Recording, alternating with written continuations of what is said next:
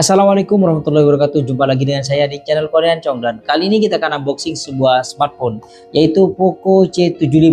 Dan seperti biasanya kita belinya online. Langsung saja kita ke unboxingnya. Let's go. Oke, ini dia box paketan kita kali ini dan langsung saja kita bongkar ya.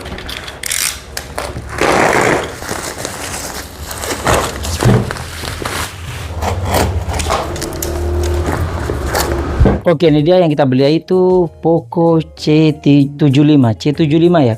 Yang ini polos aja, cuma C75 aja kayak gini. Ya, dan di sini ada Xiaomi HyperOS. Dia sudah pakai HyperOS ya. Dan di sini keunggulannya dia ditulis ya 6,88 inch, baterainya 5160. Oke, kameranya dual kamera. Oke, dan di sini powerful octa-core. Yang saya ambil ini yang varian 8 internal 256 GB dan masih tersegel. Oke, kita buka. Dan di bagian dalamnya seperti ini, baru banget ya. Kita taruh dulu, dan di sini beda ya.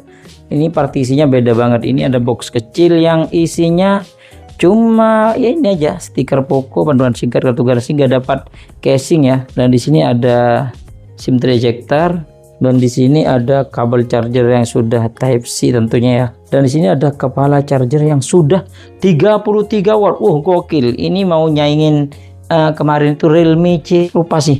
Pokok seri Realme yang harganya 1,2 jutaan. Oke, gokil. Dan mungkin ini aja yang kita dapetin kalau kita beli Poco C75. Sekarang kita beresin barang-barang ini dulu ya. Dan sekarang kita ke smartphone-nya. Warnanya guys. Ini saya ambil yang green, ternyata yang green ini kayak gini ya.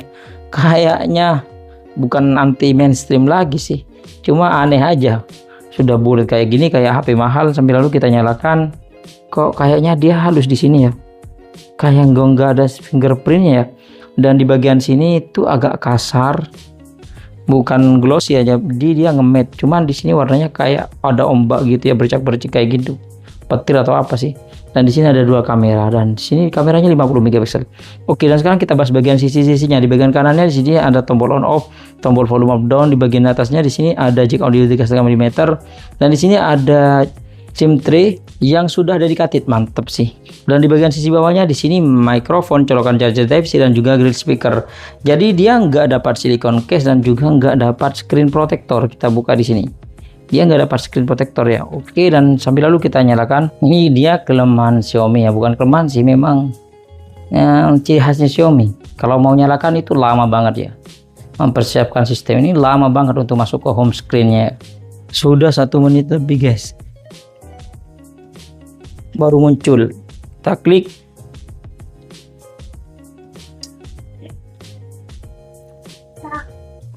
baru dia nyala ke home screen, tapi tidak langsung nyala. Dan pada awal-awal kita aktifin smartphone-nya yang internalnya 256 GB, dia sudah kemakan 26,5 GB. Jadi masih banyak banget ya, masih sisa sekitar 220-an GB. Oke, dan sekarang kita setting bentar. Oke, ini dia smartphone-nya, dan saya sudah setting bentar. Kalau kita lihat dari desainnya, entah ini mungkin kontroversi ya. Ada yang suka, ada yang nggak suka. Memang sih model kayak gini tuh mirip dengan HP flagship ya. HP flagship, cuman ini terlalu gede sih ya. Tapi Itel kemarin gede juga sih. Dan ini kameranya cuma dua, satunya flash LED dan satu cuma tulisan 50 megapiksel ya. Dan bagian bodinya ini kalau kita lihat di sini ada kayak pembatas gitu ya, antara yang di sini yang ada abstraknya gambarnya itu ya, yang kayak ombak gitu, dan di sini yang polos. Tapi ini nge-matte ya, bukan glossy. Jadi dia nggak bakalan mudah ninggalin fingerprint. Oke, dan sekarang kita bahas dari bagian variannya dulu. Ini variannya itu ada dua variannya. Ada yang RAM 6 GB internal 128 GB yang dijual dengan harga 1.399.000, atau yang RAM 8 GB internal 256 GB yang dijual dengan harga 1.699.000. Yang saya ambil ini yang varian RAM 8 GB internal 256 GB, tapi saya dapetin cuma 1.440.000-an ya. Gokil sih.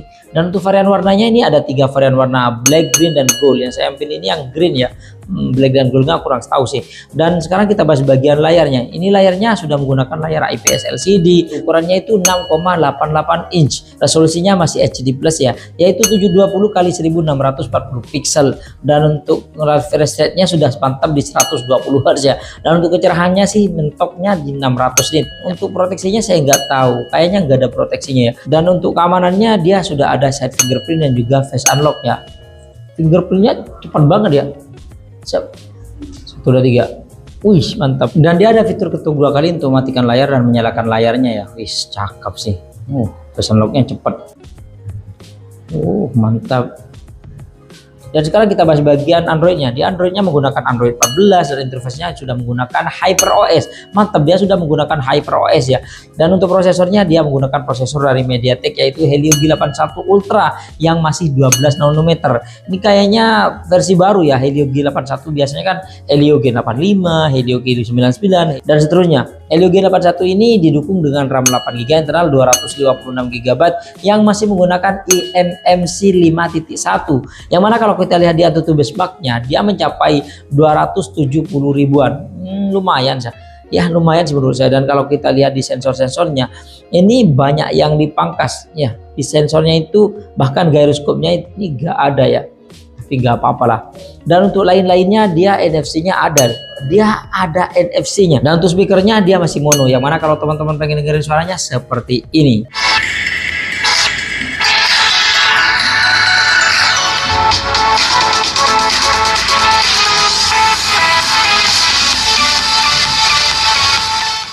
Dan sekarang kita bahas bagian baterainya. Baterainya dia berkapasitas 5160 mAh yang didukung dengan charger 33 watt. Dan ketika kita coba buat nonton YouTube selama 1 jam, dia baterainya berkurang 5%. Itu irit banget sih menurut saya. Dan ketika kita coba ngecas dengan charger yang 33 watt, charger bawaannya ya, ternyata dia 10 menit cuma bertambah 10%, 20 menit bertambah 18%, 30 menit bertambah 26%. Kayaknya masuknya itu cuma 15 watt atau 18 watt ya.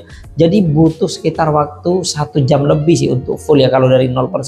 Dan sekarang kita bahas bagian kameranya. Di bagian belakang ini ada dual kamera, yang mana kamera utamanya dia bersolusi 50 megapiksel aperture f1.8 wide, dan satu lagi itu auxiliary lens ya, kamera ya gimmick aja ya.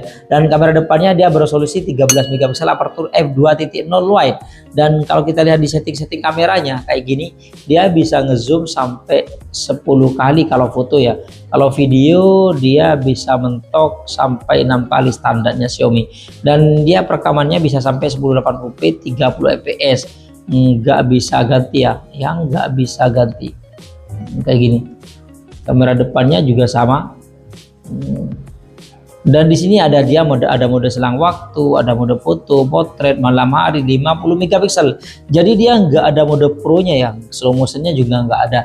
Dan untuk perekaman video dan hasil fotonya kita akan tes di ruangan terbuka. Let's go. Oke, ini dia perekaman kamera belakang dari Poco C75 ya. Kalau kita lihat di layar sih dia masih goyang karena nggak ada ace-nya. Dan kalau kita zoom sampai 6 kali ya, standarnya Xiaomi kayak gini ya. Kita balikin. Oke, dan kita coba fokusnya. Oke, cepet loh. Dan ya kayak gini ya, agak pucat gitu ya. Apalagi ini backlight. Kalau kita coba putar ke wajah kayak gini. Ya teman-teman bisa nilai sendiri sih untuk kualitas kamera belakangnya kayak gini ya. Suaranya juga gimana? Teman-teman oke nggak? Saya ngerekamnya sekitar jam setengah 8 ya. Dan ini dia perekaman kamera depannya. Nah, ini karena backlight jadi kayak gini. Kita coba putar kayak gini biar gak backlight ya. Ternyata oke ya, warnanya cukup natural kalau gak backlight. Tapi kalau backlight kayak gini, tapi lumayan lah. Oke nih. Oke, ini dia perekaman kamera belakang dari Poco C75. Kalau malam-malam kayak gini, ini lumayan terang ya. Dan kalau kita coba putar ke wajah kayak gini, kita coba ke tempat yang lebih terang. Ini menurutku sih tadi saya lihat itu lumayan terang. Pintu di sana itu masih kelihatan ya, walaupun nggak terang-terang banget. Dan teman-teman bisa nilai sendiri sih kalau malam-malam kayak gini ya. Dan ini dia perekaman kamera depannya.